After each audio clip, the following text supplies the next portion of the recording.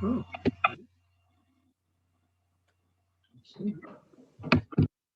Oh, you're not.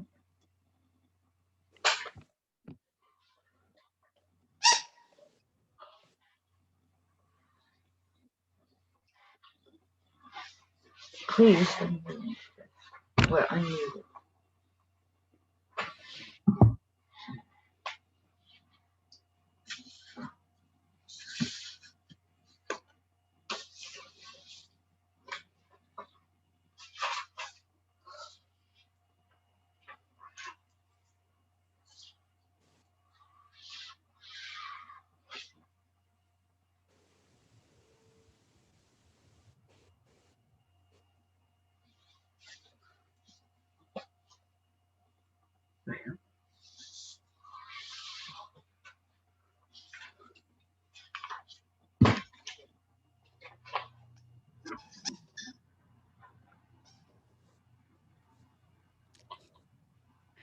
Hello.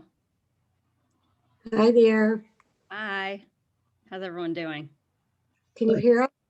I can hear you. Can you hear me? Yes. Great.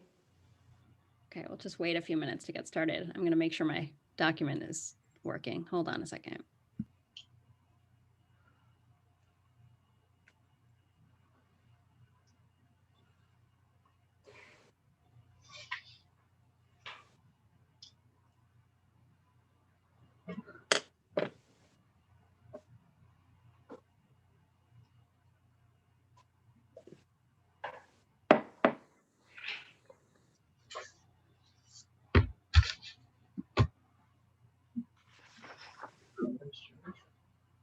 She's muted.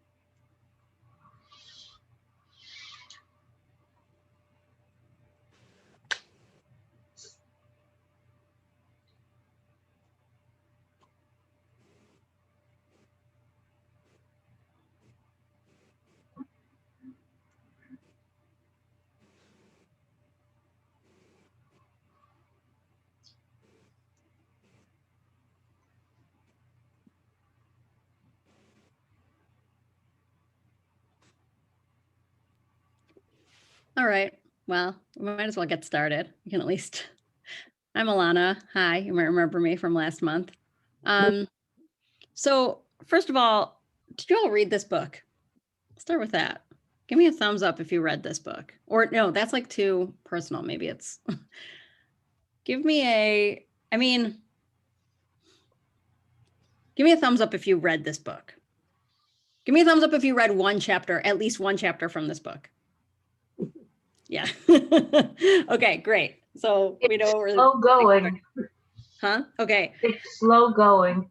Slow going. Yeah. I'm going to be honest. I read most of it and then I got it on as an audiobook and listened to it. Which is like my secret to reading nonfiction is that I need audiobooks to help me get through it. Fiction, I'm okay.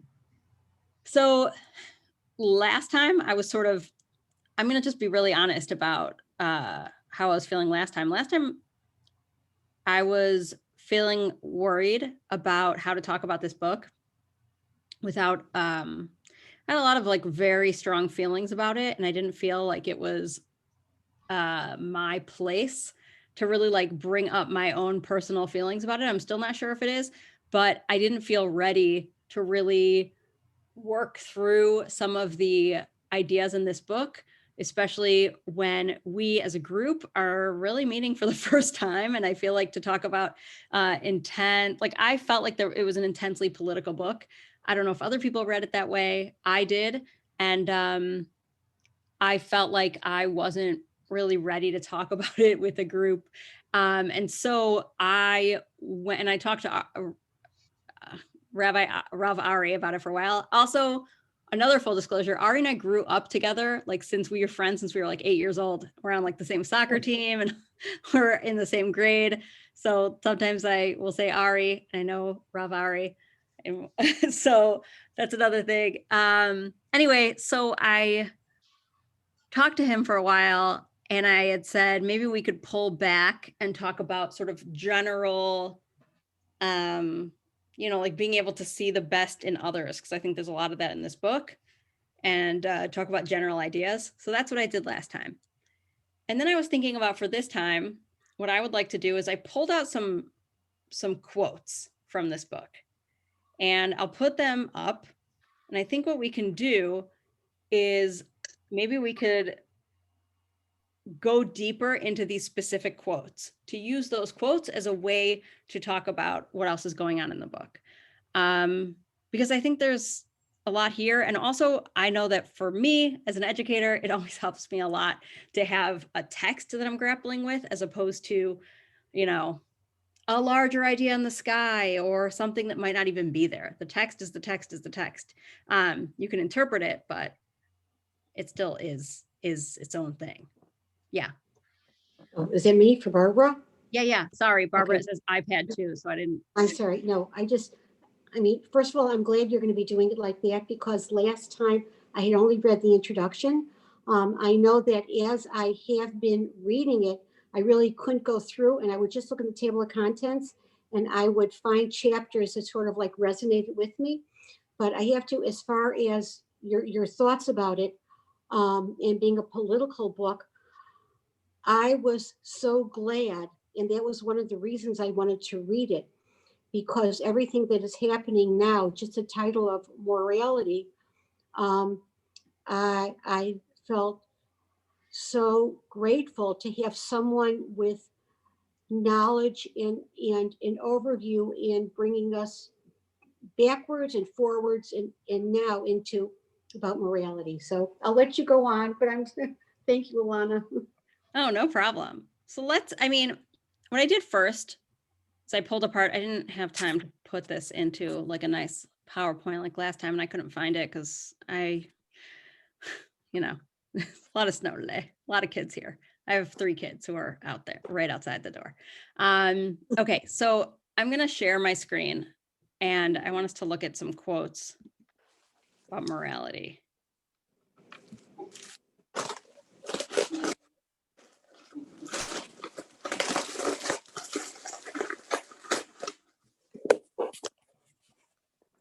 Okay. Whoops. So I typed these all in, so there might be a typo. I'm not fancy enough to like scan it. Okay, so this is not a big group, so I'm not going to put us in breakout rooms. I think we can just talk. And before you speak, you can, if you feel, just say your name, even though it says it in the little box. That's a nice thing to do. And just a reminder that if you are responding to something, you could say like, in my experience, or I think, just so that we're avoiding generalizations. So these are 3 quotes about where I found that Sachs was sort of starting to define morality in different ways. So does somebody want to read that first one for us?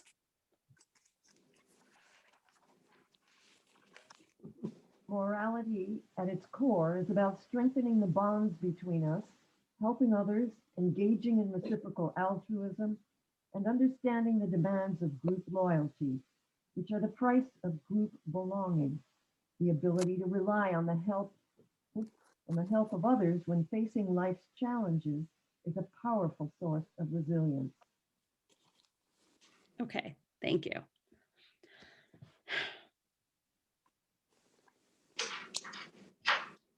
How do you think he's defining morality here? Like if you had to restate this in your own words, what do you think he's saying?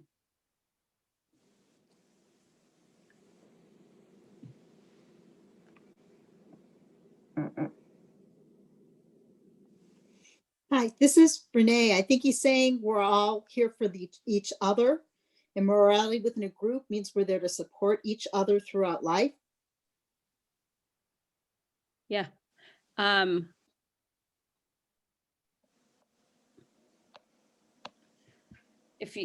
looking at, strengthening the bonds between us, helping others, altruism, group. Renee, it sounds like you may have said this also, that like, oops, that got messed up. There's something about group dynamics here. He's not talking about individual, and he talks a lot later about like the I versus the we. So when he talks about morality, it's about more than just the individual, others, reciprocal. So if I went through this quote, I just did. So you have the word us, you have the word others, you have the word reciprocal, you have the word group, you have the word group again, you have others again. When you personally, any of you think about morality, do you think necessarily that morality is tied to group dynamics? Yeah.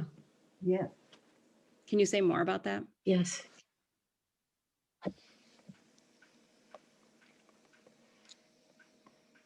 You want to elaborate? I've always thought of morality as a individual inner core, part of who we are, knowing instinctively how to behave, or knowing through teaching how to behave, whether the teaching comes from family, religious training, life experiences. But in fact, what he has done has expanded my narrow concept into community.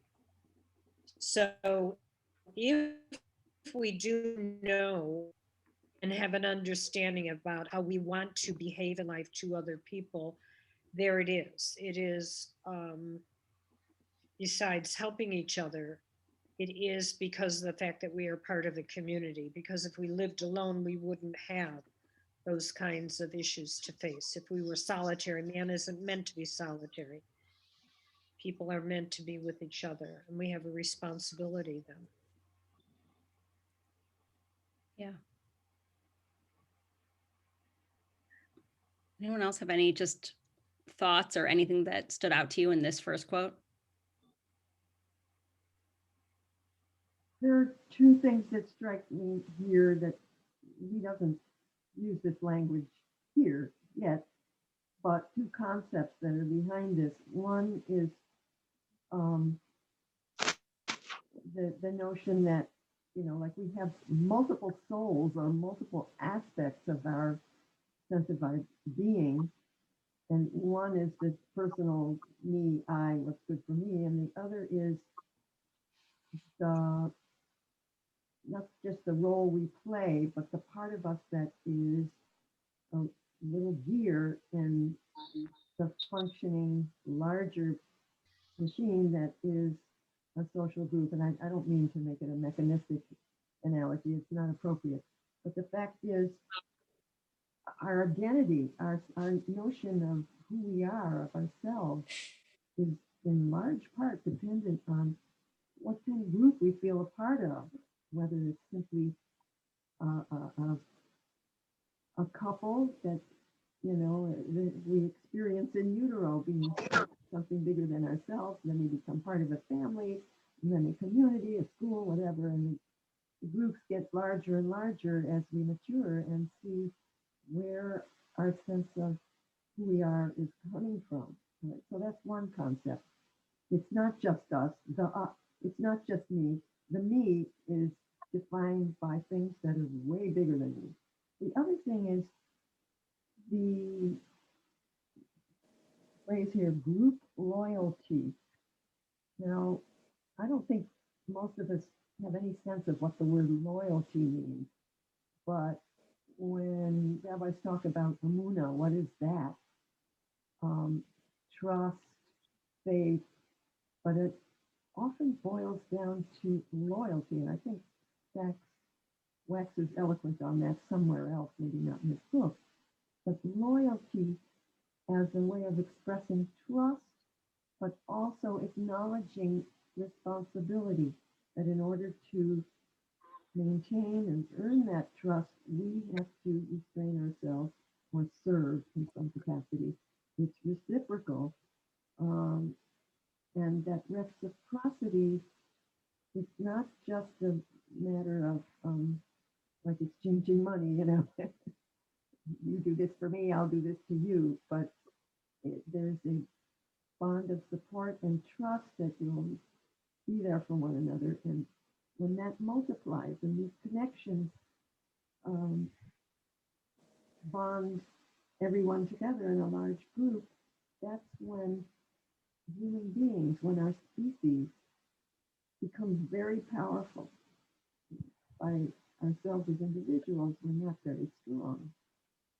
But in these bonded social groups, we can become the opposite of the vulnerability that appears to us in times such as this, and we realize how, as he says in the epilogue, all our technical competence and knowledge is not much help in the face of something like a virus that doesn't have any brain, but it knows how to act in tandem with its kind.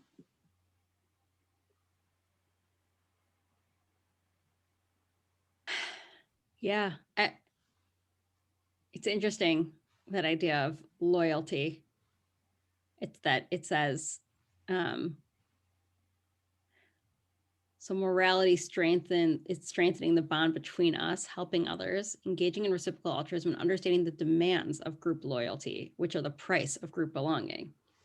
So that like, there's something, I feel like after you were talking, I was saying maybe the reciprocal and the loyalty is that there's some, this is not a, like, you have to, it's sort of like it's a relationship, it's dynamic. It's that there's more than just you, and there's something about, there's a demand here. Like, I think also the word demand is interesting. Yeah. I also, something that I think about with this is like, you know what, never mind. I'm not going to go down that path yet. We'll look at the rest of these. I don't want to monopolize the conversation. Yeah, no. Your remarks about the book being political, Yeah. struck me is right on target and its greatest strength.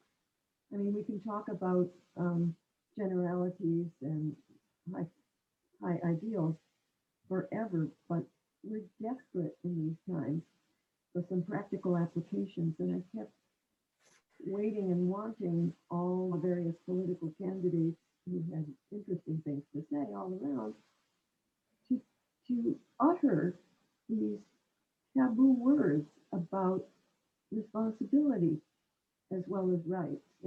he makes quite a big deal out of that in the book.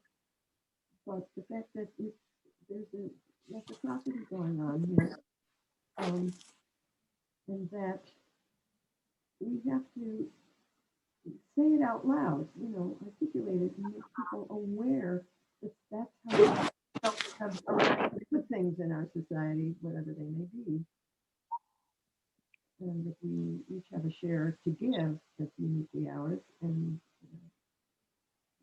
it's a strength that we have an opportunity to give of ourselves and support groups,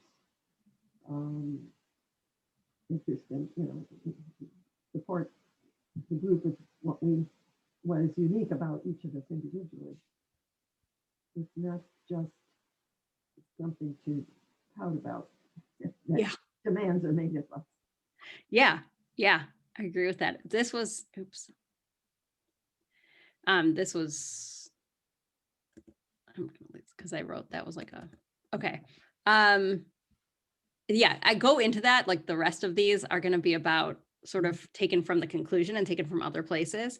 But, I think in this next quote, he also says, morality is the capacity to care for the other. It's a journey beyond the self, which is, again, this same idea is being repeated of morality is something that needs to be, you need to think about something outside of yourself. And there's something that's connected to morality that has to do with a group dynamic and caring for a group. And then in this other quote, I didn't have time to write the whole thing down, but he had said something like, something that the new, like he talks about, let me just open the book to page 81 for a second. Find the whole thing. So the whole quote is that I in the can't, but you can look at it. Yeah. Oh, it's on page 81. And it's the second paragraph that starts with in the Anglo-American world.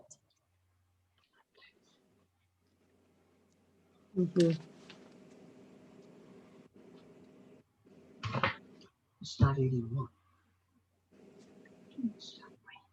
It's this book. If you have this one, the hardcover, I mean, I think it only exists in hardcover. And on page 81, it's right here. Most of it is written on the screen, but the beginning part I didn't write up. And it says, in the Anglo-American world, its most significant expression was the theory known as emotivism, the view that moral judgments do not reflect any objective reality.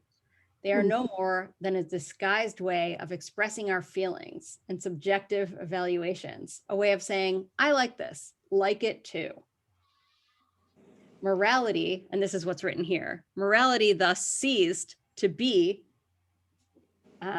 what it had usually been understood as being, a shared code by whose rules the members of a group agreed to abide, even if only tacitly, and became a mere matter of personal taste. Do you think that there's truth to this statement? For sure.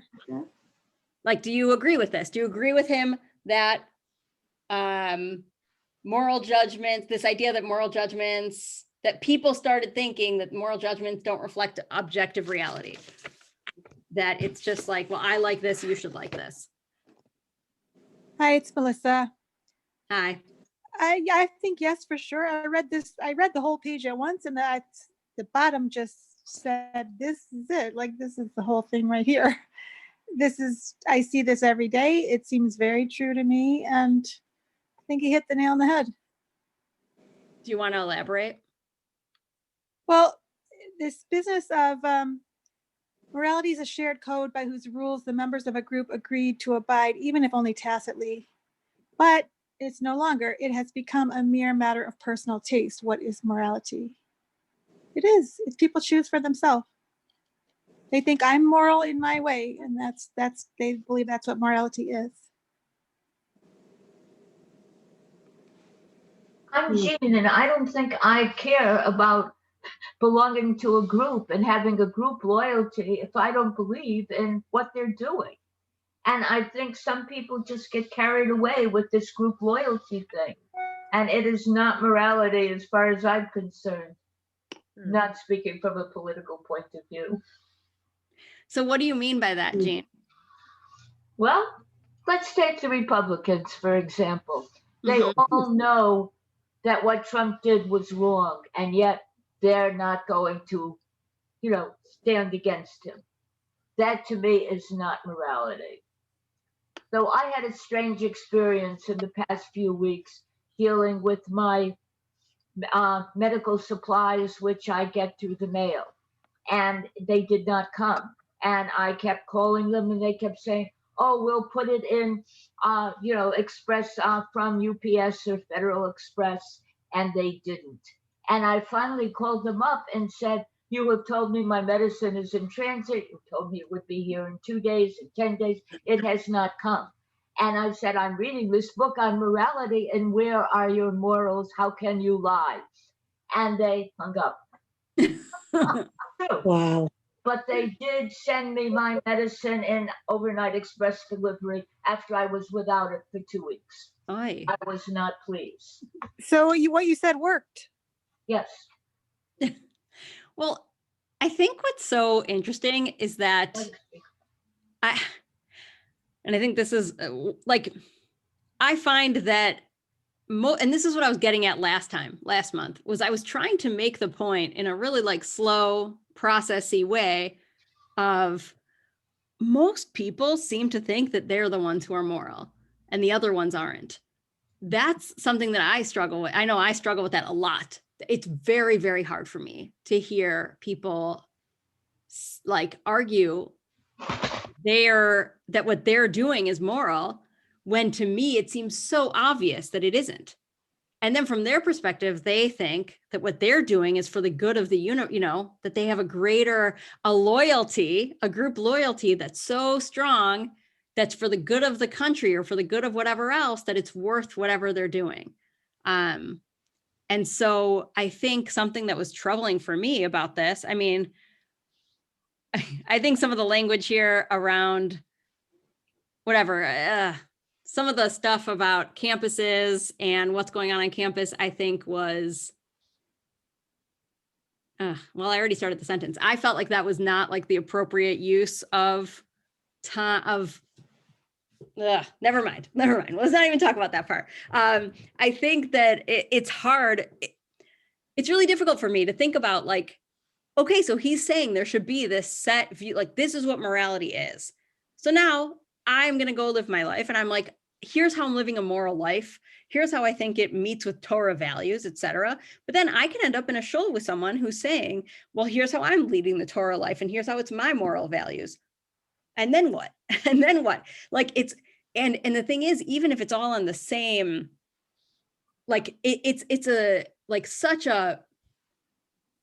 each person is interpreting the definition of morality in such a different way. And I'm just really struck with that, because how can people see two things and just decide that they're both moral, even though it seems like there has to be truth to one of them?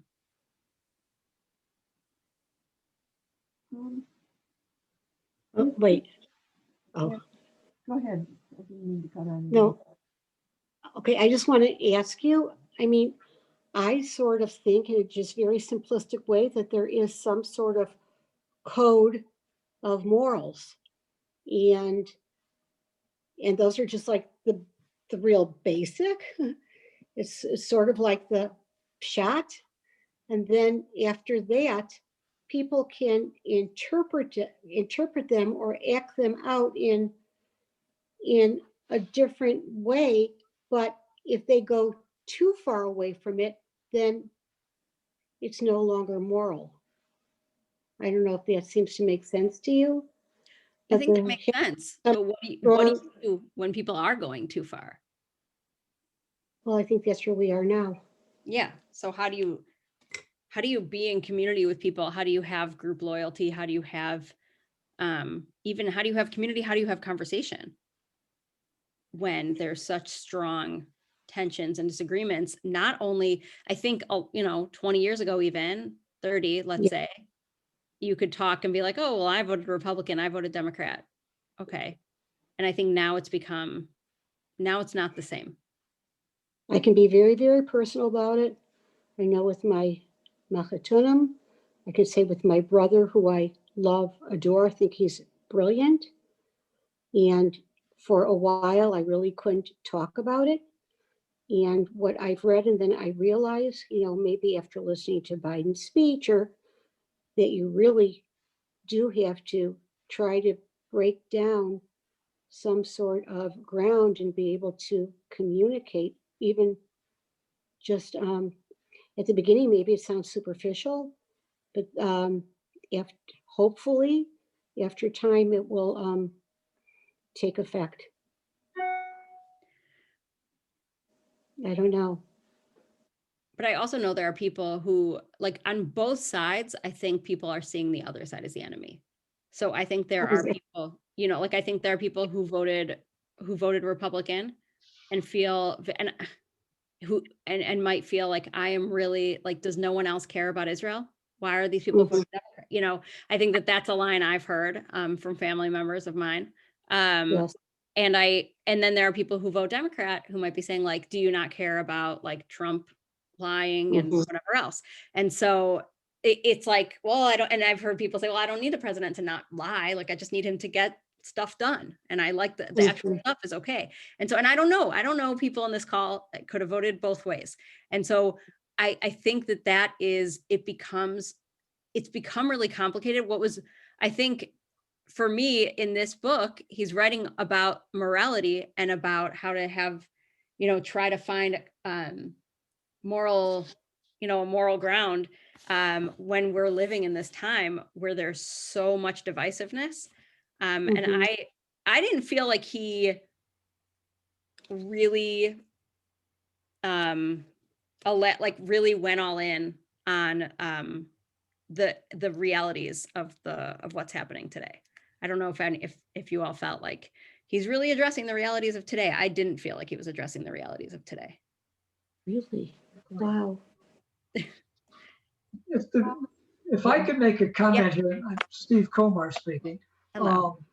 The beginning of the book, I felt that he was addressing the political moralities of the day, but as we go on later on, and we're talking about the sections we're discussing right now,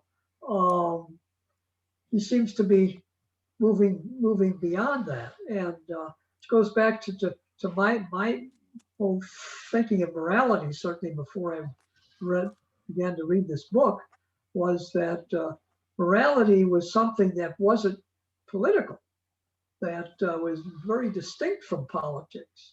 Now, you could take a political position that may be immoral, you may take a political position that is immoral. Well, I don't think that there's a Democratic morality and a Republican morality, and it's all which group you belong to is the one that's the proper morality. I think there's at least in my feeling, that there's a universal morality, if you will, and it's divorced from politics, but politics could impinge on morality depending on where you're coming from and what you're doing with it.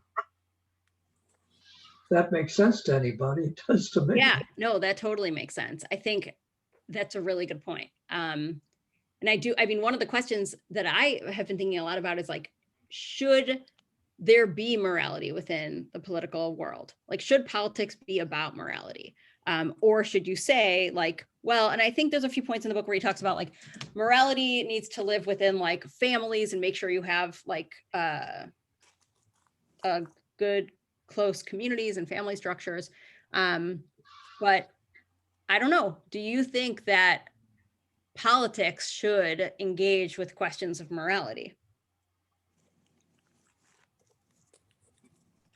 I think when our politicians, this is Renee, I think when our politicians are sensible and moral and decent human beings, it enhances who we are as Americans.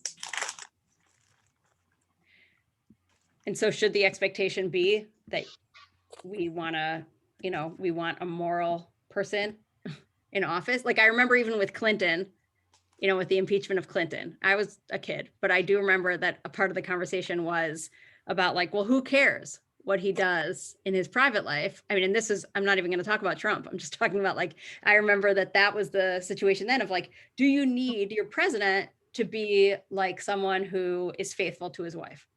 I mean, again, we're in a different universe now, but I remember that being a question. And I don't know, I'm wondering what you think. Was the Republicans who were so annoyed with Clinton, who were all getting divorced and having all these other problems. It was not morality. So I want us to look at this quote because I thought that this was an interesting one too. Does somebody want to read this one? Do you see it? The state cannot. It's Renee, I can. The Okay, state great. cannot create strong families or supportive communities. It cannot provide children with stable and responsible parents. It can finance schools, but it cannot create inspiring teachers. It cannot generate the work ethic, self-control, and resilience that are vital if individuals are to escape the vicious circle of poverty and unemployment and lead lives of happiness and hope. Does anyone have, so this ties in perfectly to what I was just asking, which is like, should morality and politics go together? And also, what are our expectations of the state and of politics? Well, I believe Sachs addresses that question when he talks about power without moral constraints being self-destructive, and morality without any power, doesn't accomplish much either. And I'm continually find myself coming back to an experience I had in the 70s during the student sit-ins in the face of the Vietnam War, people being sent off to fight a war they didn't think was worth it. On the campus where I was teaching, we were privileged to have a former cabinet member from Czechoslovakia who's been thrown out after the Czech soft velvet revolution had been overthrown and the Russians came in and took over. And he was teaching at that time. So week of seminars, he gave a little seminar and I went and sat in. And he described growing up under communism, where he was trained to think that, the proletarian should run everything, leveling, class leveling. And it didn't work. It led to a different kind of oligarchy. And then, so the next theory was that, well, the factories should be owned by the workers, and at the local level, they'd feel responsibility and things would thrive. And he actually had the opportunity to be part of that. And what happened is that the factories failed because the workers who were running it didn't have vision. They weren't able to evaluate the fact that their industry was dying. Nobody needed it anymore. So then there was this velvet revolution where they were trying to bring a broader kind of socialism into the country and maybe borrow a little from capitalism, but not go all the way. And that didn't work because the communists couldn't accept it, and he winds up being in the United States for temporarily, which he'd always been trained to believe was the devil's land. And he looks around and sees people thriving and how well off people were relative to where he came from. And his conclusion as a person was, it doesn't matter what kind of political system they're under, if the individuals within that system are determined to make it work, to make it beneficial for the greatest number of people and create the greatest good for the greatest number of people, any system's going to work. It's that bonding, people caring for each other at a more local level, even as things may be bureaucratic at the higher levels. It's down here where it gets done. And I think that's one of the points that Sachs was making when he says governments can finance the schools and what have you, but it's the communities, the congregations, the various communal organizations who fill in the gaps and make things work. in response to the needs of the people in that locality. So there's a limit to how unlocal you can make politics and still have it work. We tend to forget that our country is 50 times bigger than a lot of countries which are state-sized. And that's where we get into difficulty when we allow ourselves to vest all our hope in an individual at the top, as if he can run the whole country as if it was a neighborhood, when it's really got to be a little bit more hierarchical than that, with the emphasis being at the bottom level. That's one point I wanted to make. The other was, I think we're moving more and more towards acceptance, or at least asking the question, how far can we go with depending on politics, technology, whatever, medicine, without imagining what the consequences of that dependence might be. There are heavy discussions going on in the world of technology as we find out that just making it, creating it, and putting it on the market is not enough to keep us out of trouble. Putting things on the market and then see what happens when people use it has led to an awful lot of service, whether it's teenagers committing suicide because of Facebook and nobody controlling what goes on there, or the attempt to develop a driverless car.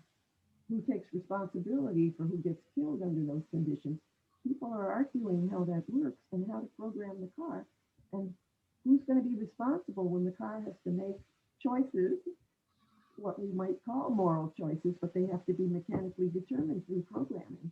Somebody has to decide in advance who the car should kill if it's caught in a predicament, and has to run up on the sidewalk where there are 5 people, or knock down somebody who's just a single in the middle of the street.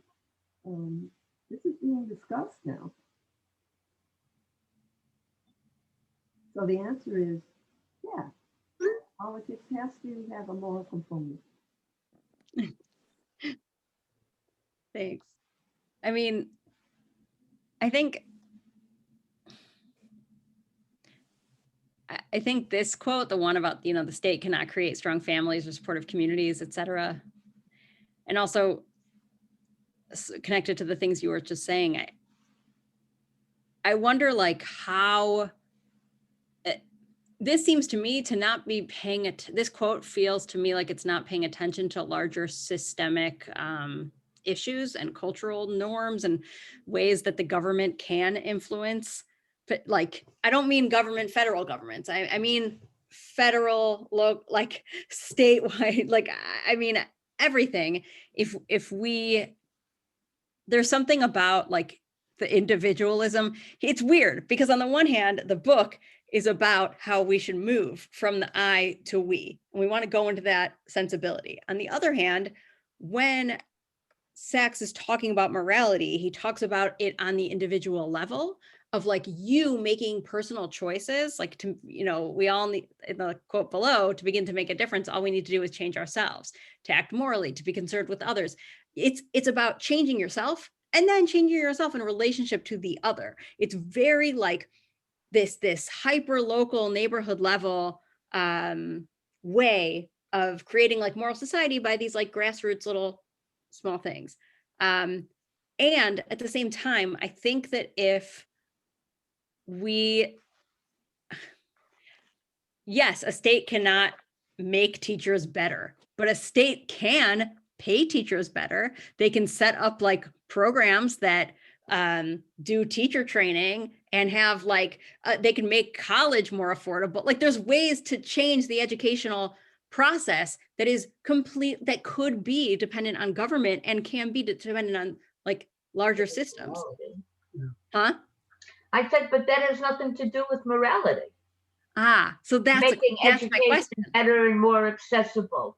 Oh, but why do you think that doesn't have to do with morality? Because it's not really dealing with the types of education, how it's helping the kids to do, to make value judgments and things like that. It's just facts and things like that. So I wonder if it's moral for us, for like, is it, I mean, I could talk about, let's see, I'm looking at this quote again. I mean, I said teachers because it says teachers here, or poverty or something, vicious cycle of poverty and unemployment. And he says it's about work ethic and self-control. And I'll use I language here because I personally believe that like the government could play a greater role in helping people get out of poverty. Sure. And there's lots of ways to do it, and I don't need to go into like different things that I believe, but I do think that the government, that to say that people, like if we just had like if people started acting morally and they like depended on each other, that feels very like just pick yourself up by your bootstraps and you'll be able to go get them. And I think that, I think that there is something to be said about like that actually some of the policies that I would get behind and vote for, I personally think that those are about morality because it's about like people's lives. And maybe I am some sort of like hopeless, dreamer. Maybe I am, but I really think that if I believe, and I do believe that I want the world to be like a moral place. I really believe it. And when I see that there is so much rot in the government and there are so many problems, and I see that like we vote, it just feels, and maybe it's too idealistic, but I do kind of feel like there could be ways to make things better. And maybe it's also because, so my husband is Australian. And so when we go to Australia, we didn't get to go to Australia this year, obviously, it's a pandemic and we don't really leave our house. So we could not go to Australia. There's like, every time they have a COVID case, they close down like a city for a week. They fined people a ton of money. And you could say this is, but what about my freedoms? People got huge fines if they were found within like a certain area outside their house. They were kept in for a few months. I don't know. I don't even want to talk about the COVID piece. I want to talk about like their approach to schools, to public schools. Is that the taxes it doesn't go, you pay taxes to your state, and then the state divides the money and the schools are getting like based on the size of the school, that's how the money is allocated. Or healthcare being free. Again, no, never mind. I'm going into too many policies. It doesn't matter. All I'm saying is that there are ways that I think that we could think about government in terms of taking care of its citizens from like these larger systemic issues, as opposed to like, let's all make sure that we're moral to each other and build resilience and build families somehow I don't think you could do that without the help of a larger system. Okay, I'm sorry. I don't know if it was inappropriate. I've got two opposing things in my mind about education as an example, because that hit home for me. Just living in Wilmette, decade after decade, every time there's an effort to raise property taxes to enlarge the budgets for the schools for various reasons, there's a big fracas and people arguing on both sides. And it's really interesting to me. Many people who don't have children in the schools anymore or never did are very resistant to the idea of raising taxes because they're pretty high. Well, the school funding depends on property taxes. And you can argue whether that's a good thing or not. But those schools are some of the best in the nation in that area. And in my case, in our case, all our kids were in private schools. They went to Chester, day schools. And we didn't use the public schools around us. And yet I could understand that it was really important to me as a resident there to have neighbors whose children were well educated. And it was very gratifying decades later to hire my next door neighbor's oldest daughter to help inventory my library. And she was terrific. She taught me all these internet things, and how to use them. You make a choice, is it a moral choice? I think so, to the extent that you're thinking about the tenor of the community that's going to result from your choices. What kind of a community do you want to live in when you resist having them take your money away from you? Now, the other thing you mentioned, Australia. I have relatives in Australia, and my father, who married a distant cousin there and lived there for a while, was really impressed, or at least, interested in how different things were. He was an educator. He said he was struck by the way the Jewish community seemed to have such wonderful institutions. They had hospitals, they had schools, they had, the secondary school, yeshivas, they had a Jewish university, which is, by the way, has an international reputation. People in my field in music, look to their colleagues there doing great things. And it was explained to him that in that area, the funds are funneled through faith communities and other aggregates like that. And if the Jewish community seems to stand out, it must be because they have better grant writers and people with visions of institutions that they want to materialize. And they make a better argument for funding because they can perceive the good consequences they want to come out of their tax money. So they are giving a lot of taxes. I'm sure they are. You can ask how much. But they have the perception of how that can be used to benefit them at the ground level. And I was going to say before, I think that morality has a lot to do with looking up toward the consequences of our actions and having the imagination to connect the dots and see what we do now, how it's going to connect to some negative consequences we may not want. And if we can see that, what do we do now to avoid suffering those consequences? I think that's what the basis of morality is. I mean, the simplest is don't kill, okay? Don't commit murder. Probably most societies can agree on that to some degree. And why? Because we can see what happens pretty clearly. And what kind of a society we live in if we're fearing for our lives every time we look out the window. So that's the problem with, oh, it's just subjective, I can make my own morality. Not looking at the consequences and how it's going to turn out down the road.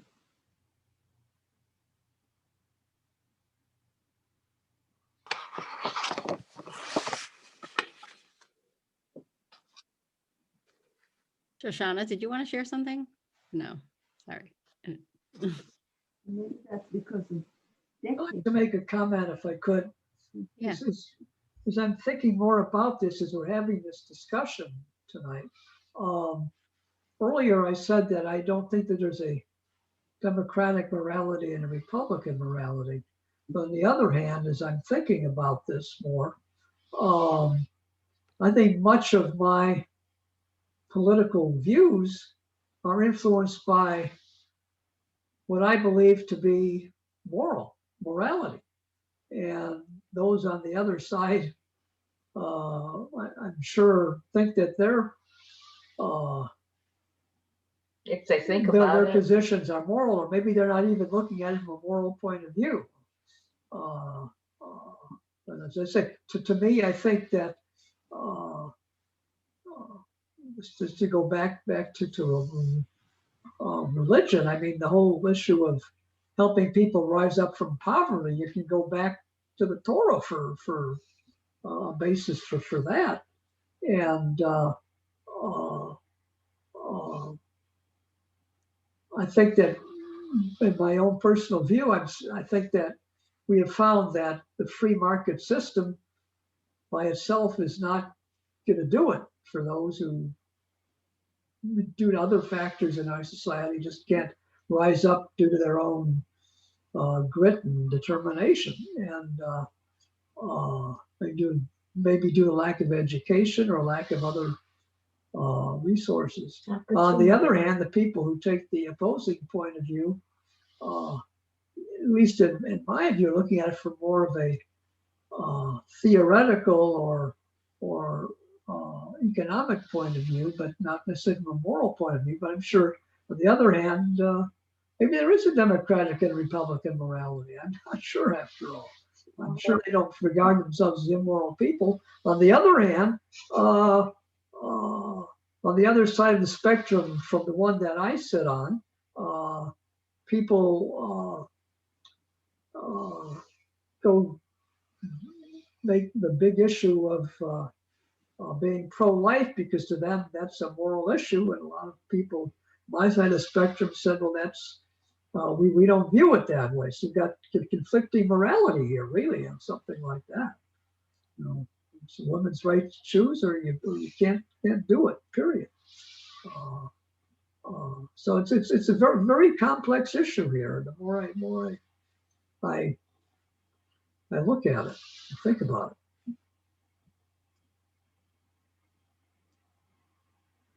I think both sides. Sorry, go on, Renee.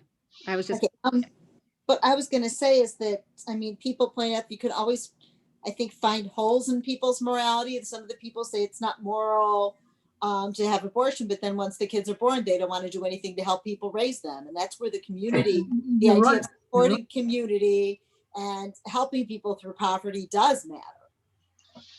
Sure. I just think it's like, I don't know how I think there's so much animosity.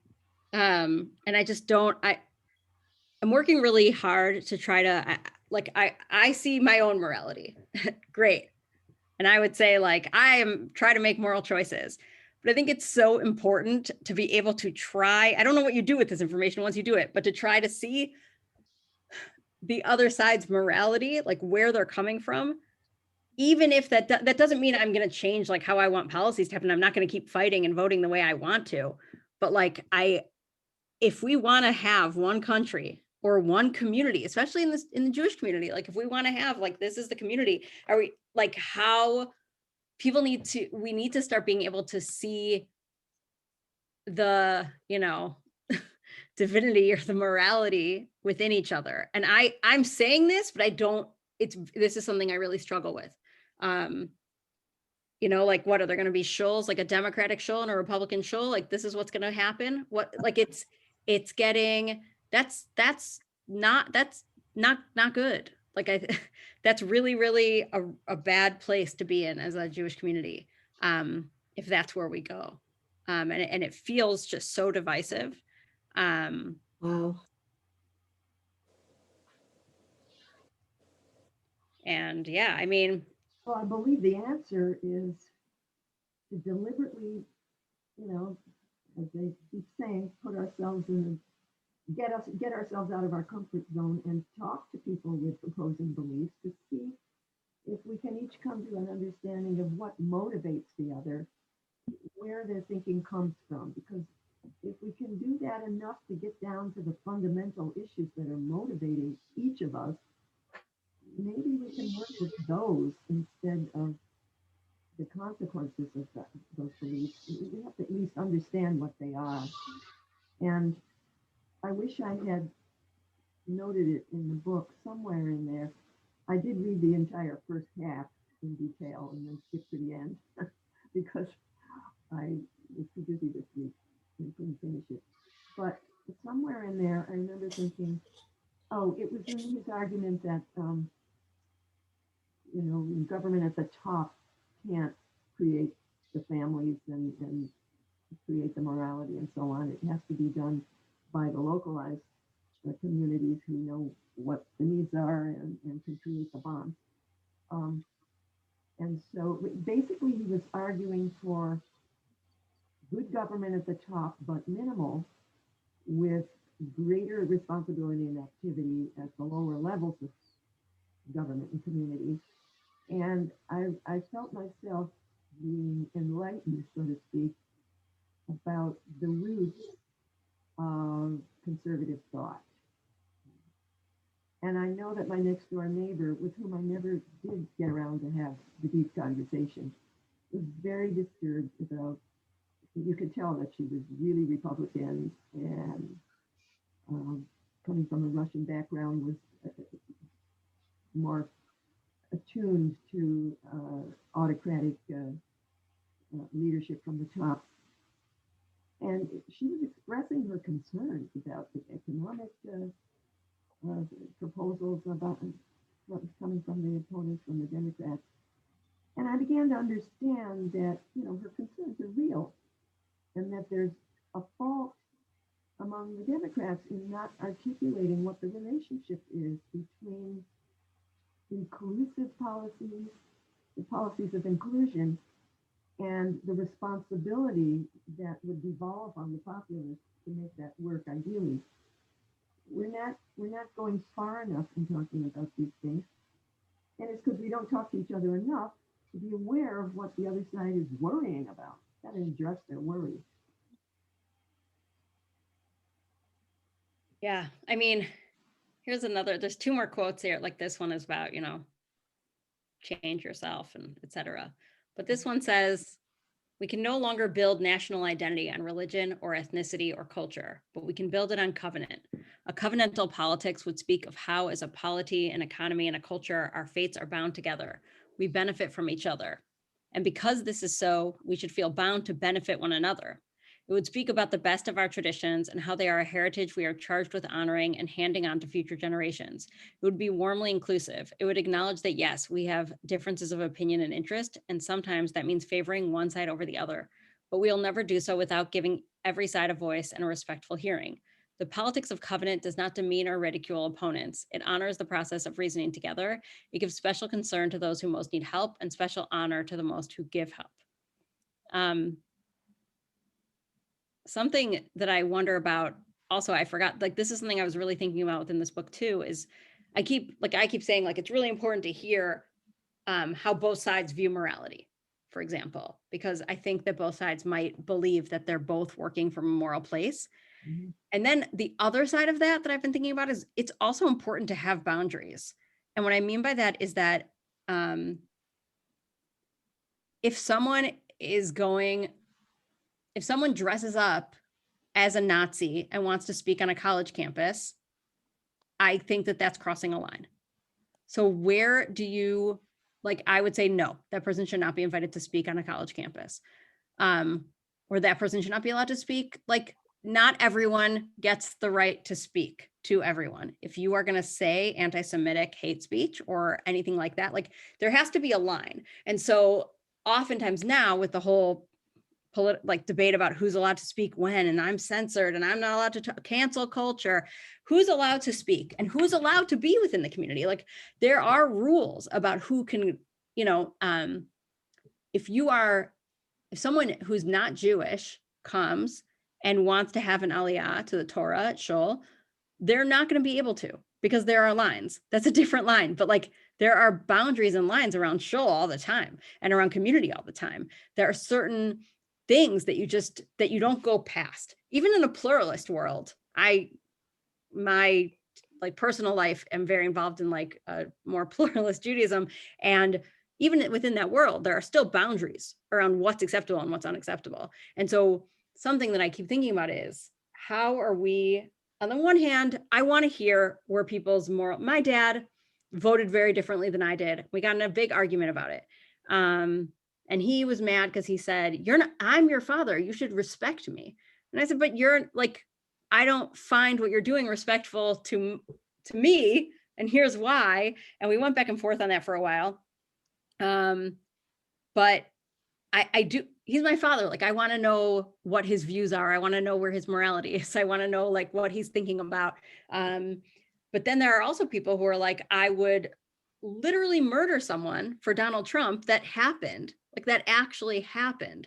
And so if we want to say, well, we want to welcome in these supporters and these supporters and these supporters, if you have people who are saying the election's a hoax, and also Jews created lasers and control space and fires, there's really dangerous talk that's happening that's really harmful for us as Jews. It's also harmful for other, minorities. But I don't know. I just don't know where you draw the line. I've been looking at schools for my kids. My kids go to Montessori school right now, but we're thinking of moving one of our kids to Jewish school. And I've been asking them, like, how do you deal with this? How do you talk about politics now with your middle school? Is it just okay to just be like, well, I think those people who stormed the Capitol are right. I think they're right, because they might say it in a news source. So is that okay to say? How are you challenging your students to think analytically and critically about the news?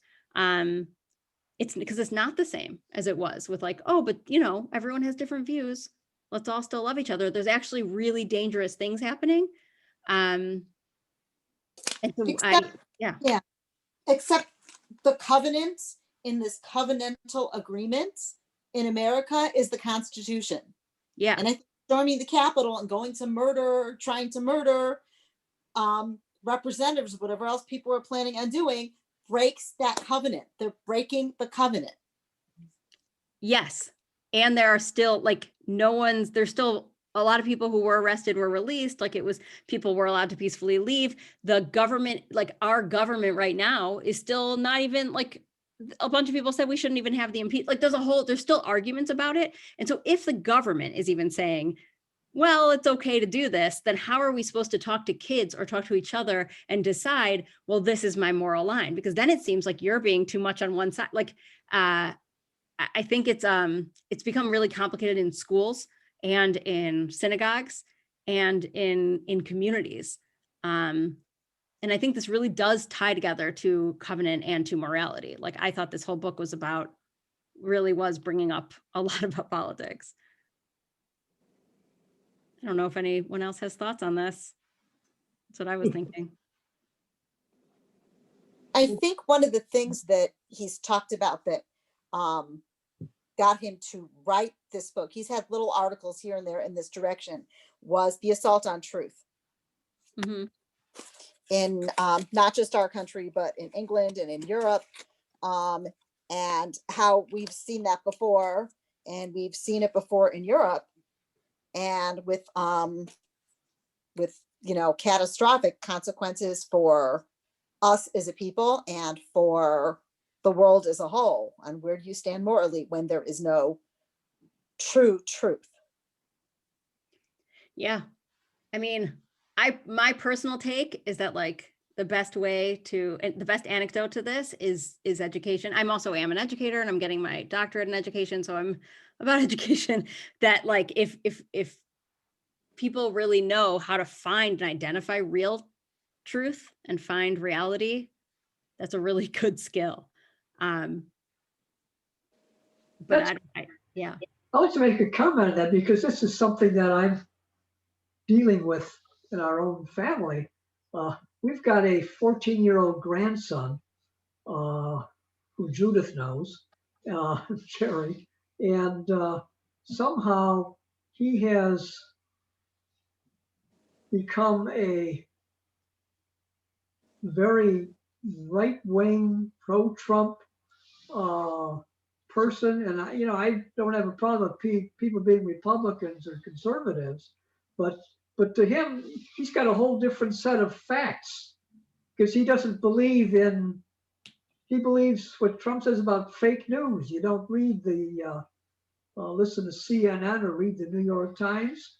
You go to only believe in Fox News or Newsmax, which still was maintaining, even after January the 6th, that Trump won the election and was stolen from him, which is to the right of Fox News. I don't know how to talk to this kid anymore. I mean, I used to not have a problem talking to him, and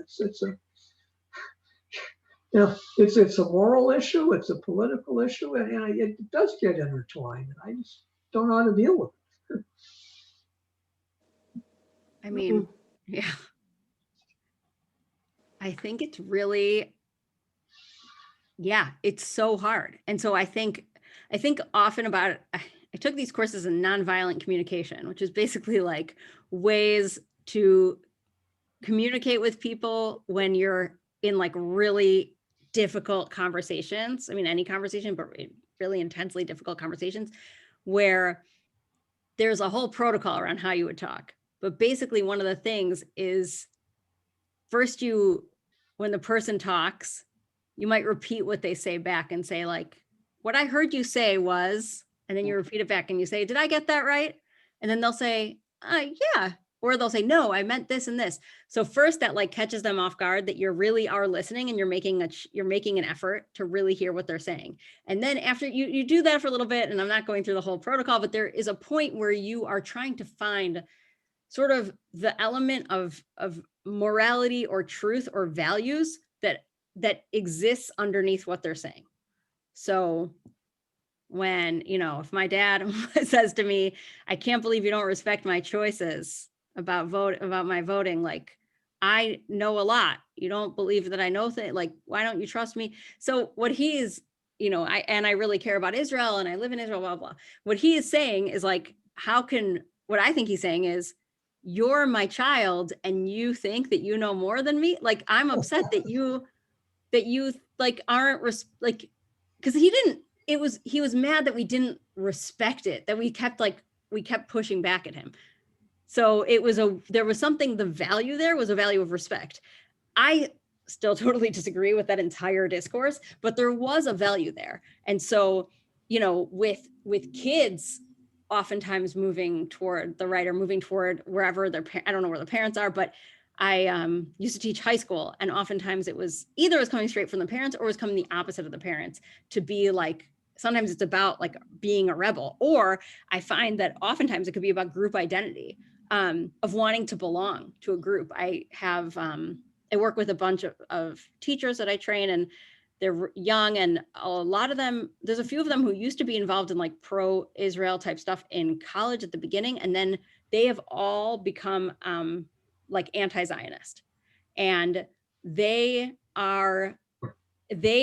one of the reasons that I've found that a lot of them, or a few of them, have become anti-Zionist is because they feel like those are the people who connected with them. That was the initial piece, was that the people in Hillel were like rude and obnoxious, whatever. And the people at If Not Now were like cool and radical and like about like changing the world and like had the liberal politics, which they agreed with. And so they moved toward that like really radical sort of like anti-Zionist stance that and now they might be more ideologically there, but they started off especially when they were young and they're like 19 or whatever, and this was the right group for them. Like if you are, that's an entirely different conversation, but I think it was sort of like they saw themselves as these American Jews who identify as like these really liberal, progressive political people who care about the justice and about rights for everyone. So when they hear that Israel has done anything problematic, they whoosh go to the other side of like, everything is bad. So it is like, I've seen that happen. And I think that people, especially, there's a group thing of people really needing to be in a group. And I think with Trump supporters, I think that that's a real thing of like, this is like your team, this is your group. Look at all the Proud Boys or all these like, these message boards. Like, I think there's something about group dynamics that might be happening. I don't know about your grandson, but I think you're right about that group dynamics, because like all of his friends have the same views that he's expressing. Right. So I think he's maybe picking up a lot of it there. But I think he's doing it for effect. Yeah, it also could be. There was my brother once like pretended like he always was davening as like a way to be a rebel. I don't know. Like everyone has their weird things. So yeah. Anyway. Interestingly enough, Coming back. Yeah. Oh, yeah. You go on ahead. His sister went to Roselle, a Chicagoland Jewish high school, and is finishing up at Hebrew Theological Seminary, TI, whatever we call it now. And we can talk to her, and she has, views that she can understand our point of view and her point of view. But I must say, from her high school experience, she learned how to make decisions on her own. It wasn't going with a group. I was very impressed with their education. Wow. And this is from a Reformed Jew, classically. Yeah, coming full circle. Yeah.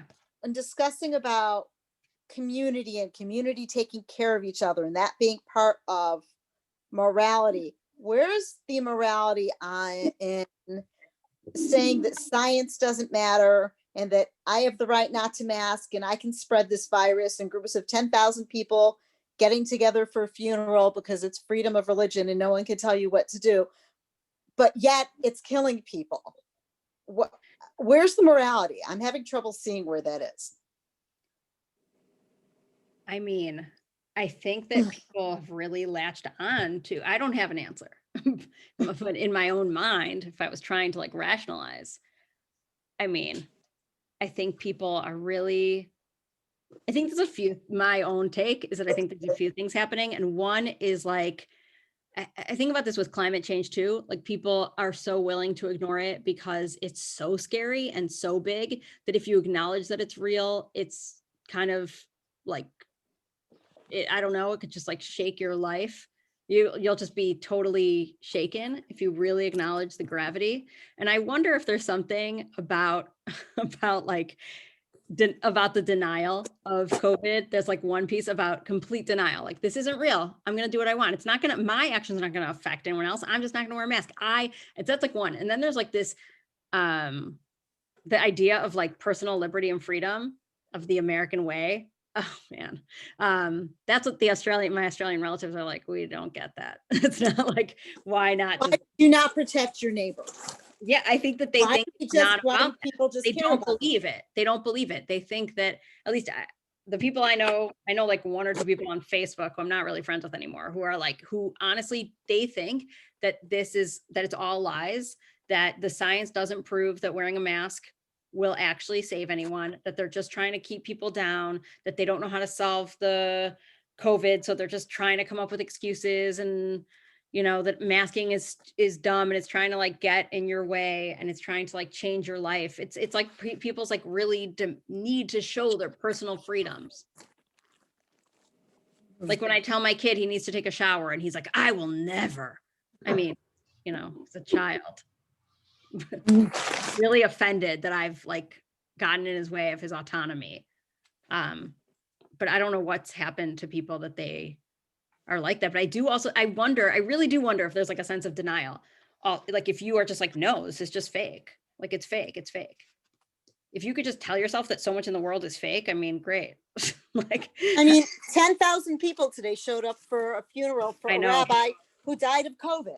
I know, that's real. It's such a chil Hashem. It's really, really, really not great. And that's, I mean, Which rabbi was this?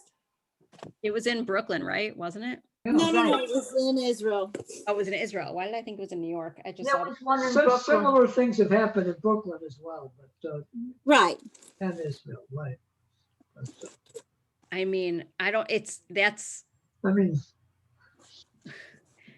why has I wonder how religious Jews have aligned with the Republican right. Mm-hmm. Like there were a lot of religious Jews. There were people with like tzitzis on davening at the insurrection. Yeah. Like that's, how did that happen?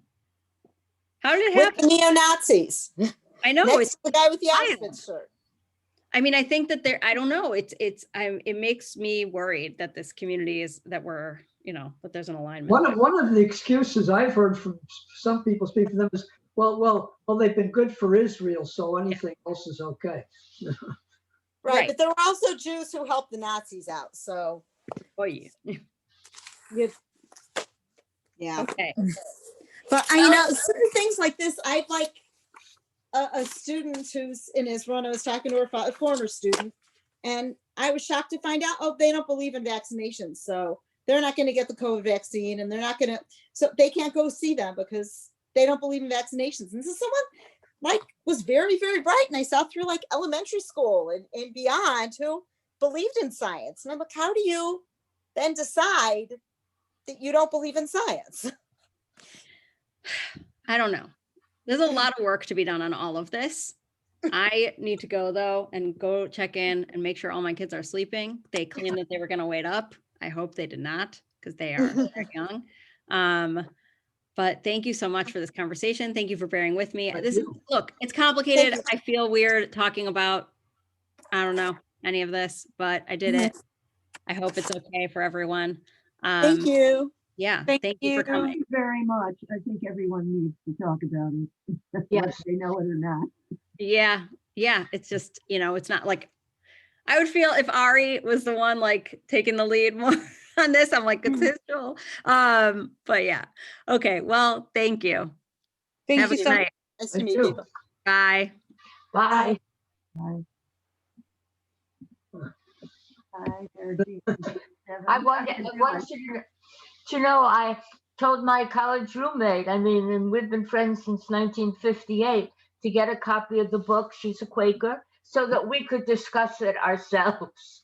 No, And, and this way she was able to order the book, and we're slowly going through it.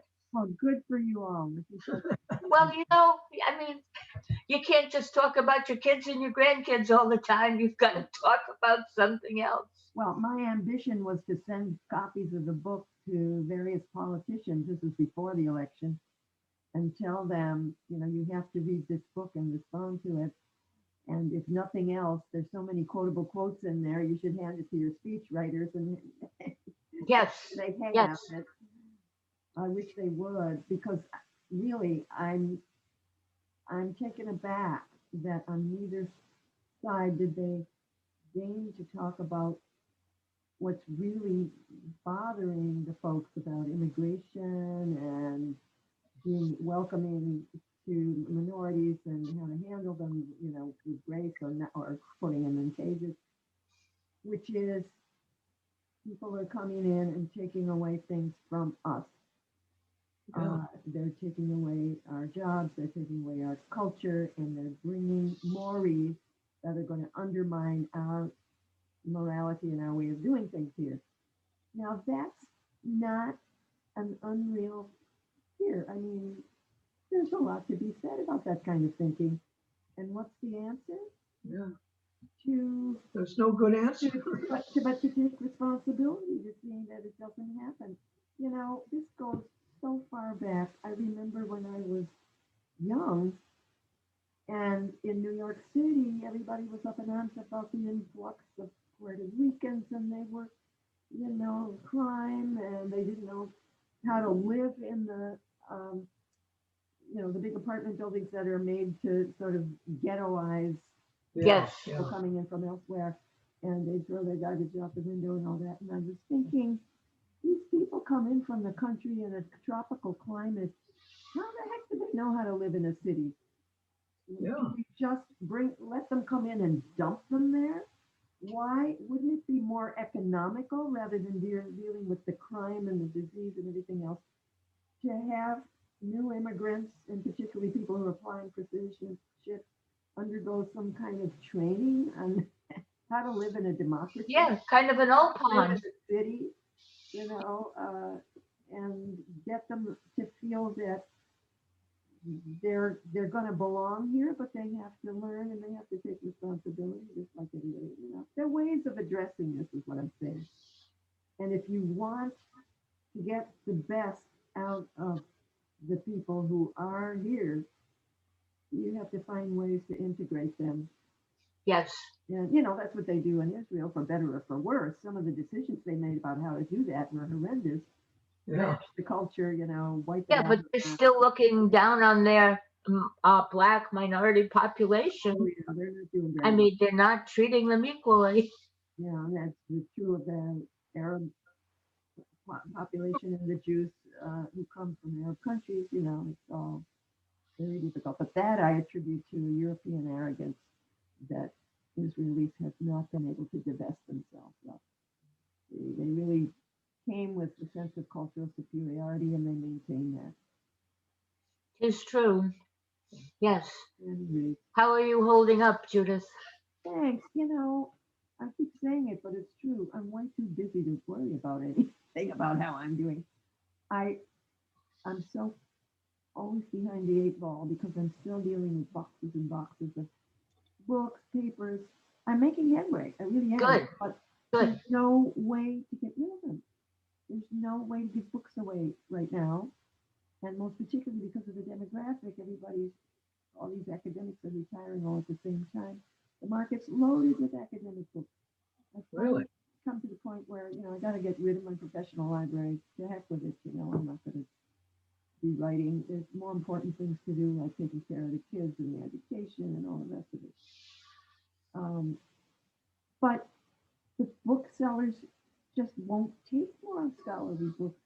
They're overwhelmed.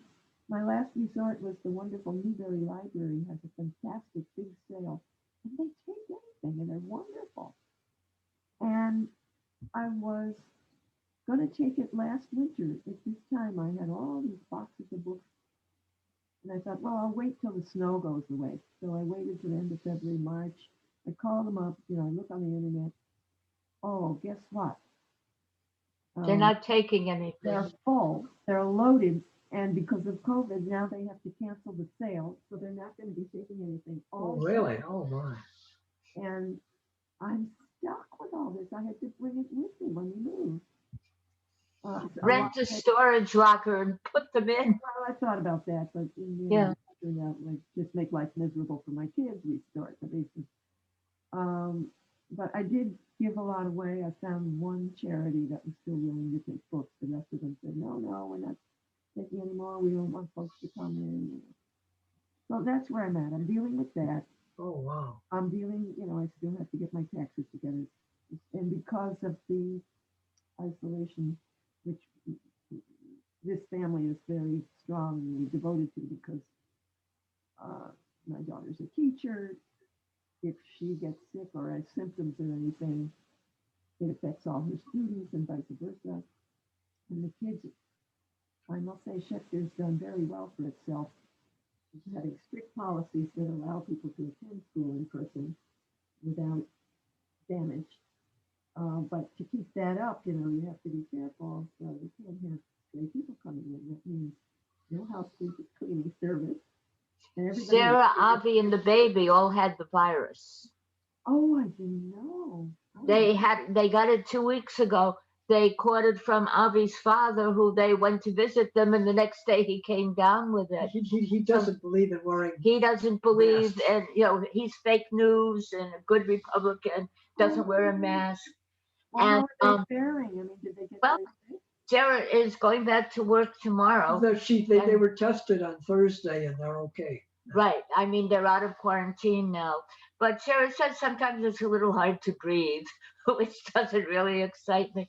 But the baby finally started eating again. She ran a fever of 102 for a week. Oh my. And I just hope she'll Sarah be had okay. a fever too, but that's all back to normal. Right. And Avi is going back to teaching tomorrow. Boy, how do you get through that as a family when you're all sick at once? That's awful. Well, and they're in this little tiny apartment. So obviously, they all were exposed to the father, and they all came down with it. Boy, well, thank goodness. I know. It's. What about you folks? Have you, what are your thoughts about the vaccination? Well, we don't have an appointment for a vaccine, vaccination. We thought yet. we had one and then we didn't. We thought we had one for 12 hours. What? You registered with the synagogue? Yes, and in fact, they had gotten us an appointment, and then Skokie canceled it 12 hours later. The Rabbi Hart called us about 1 o'clock today. He called us last night and he says, you've got it. And 1 o'clock this afternoon, he called me and says they had some problem with it and they canceled it. Well, they sent me another link later on that said, you weren't supposed to have this link. I know. I got that too. Well, you had that too? Yes. Oh my. Oh. Yeah. And, I mean, I can't even remember whether I registered with the synagogue or not. Maybe I don't deserve it. But apparently everybody got that treatment. So. Well, Oh, they all did. Oh. Yes. He said they're still working on it. They're still trying to straighten Yes, it right. out. I'm sure they will come up with something.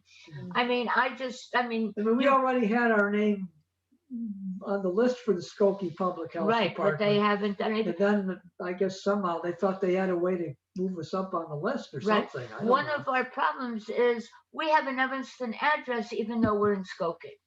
Do you have that 60203 or are you a different zip code? No, we're 60076. We're on the other Okay, side so of you're the Crawford. Skokie Yeah, I one, think right? the other side we- of Crawford. I mean, think we're is- listed as Evanston, even though we pay Skokie Oh, taxes. they and do- know where. know. But I mean, I find that really offensive. You know, because That wasn't Well, the, they're adamant about following the chronological list, you know, the Yeah, one Right. sign up sure. first gets first.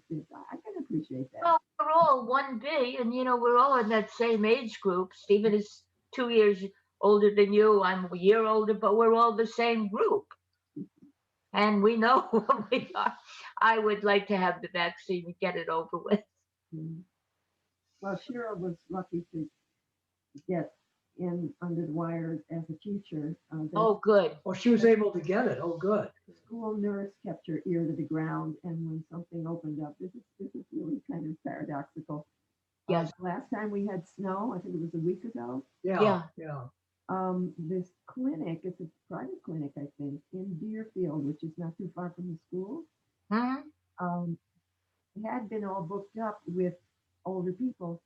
But then when the snow came and there They was a couldn't snow come? day at the school, the people bailed out of their appointments and their appointments opened up. So the school nurse heard about this and she sent out an announcement and people scrambled and they were able to get in, some of them anyway. Yeah, some of my going to sit there, you know, because their appointments are not showing up. you know, some of my friends have gotten appointments in Chicago or downtown. I don't want to go downtown. Anyway, Yeah, be patient. I'm Yeah, trying. I'm trying. Sound well, you look well. And it's Yes, really well, you nice do to see too. you. And I still have my boxes of things too that I haven't figured out where to put yet. It's very frustrating. I And have to plus, tell you something funny. I had a good friend who, it turns out, lives just 2 blocks away from here. Now that we moved, I could go visit her, yes. but she's over 90. Oh, 90. And so I was glad to be able to visit her periodically. And she finally passed away. I mean, she had a lot of medical problems just a few weeks ago. And I talked to her daughter, and the daughter was very grateful that, you know, we've been able to get together. I took her to concerts and all this. The daughter has a wonderful artsy gift shop in Long Grove. And her mother was an art collector. So she said, let's keep in the house. We have all these objets d'art, and we'll figure out what to do with it eventually. But meanwhile, it's kind of a gallery for the family. So anyway, I get a box in the mail, and I say, I see who it's from, and I say, uh-oh. what did you get? Another box. No. Yes, and just as I suspected. I mean, it was very touching. Eve liked to collect things, and she was very fond of hippopotamus Okay. little objects, you know. And she's very fond of purple. So she had this whole collection of little hippopotamuses collected from all over the world, some of them really marvelous. It's okay. He Millions collects from the camels. Metropolitan Museum of Art. I collect camels So from all I over the now have world. one of those as my very Right. own. Right. So, I mean, we had the experience where right before Christmas, Stephen's cousin, who's slightly older than we were, was diagnosed with stage 4 liver cancer, Oh, bile duct cancer, gallbladder cancer. She died 3 weeks later. And I mean, it was such a shock. I thought she could go into all these experimental programs. She had one, you know, radiation treatment and everything fell apart. yeah, And so that a lot was, of people. I think, yeah. you know, on top of everything else, the confinement, the lack of exercise, lack of social, yes, you know, it eats away at your immune system, and so you have less to yes. fight Yeah. with. And then there's the, well, what's worth hanging around for so I can get COVID, you know? Well, Yeah. yeah, While they're ahead. yes. Yeah, but it's really sad because Bill will be playing at Northwestern in 2 weeks, so we won't be able to see him. You know, he's a basketball coach in Indiana. And I mean, we haven't seen him in over a year. Well, will they Because broadcast he did- the game? What?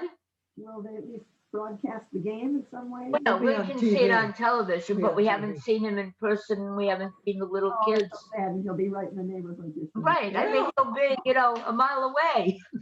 And, you know, we'll probably find out what hotel they're at and see him at that point. Maybe we'll see him in the hotel. Right, or if we have something. to stand outside or something like that. Yeah, I was just gonna say, you put a snow, no less. Right. Right.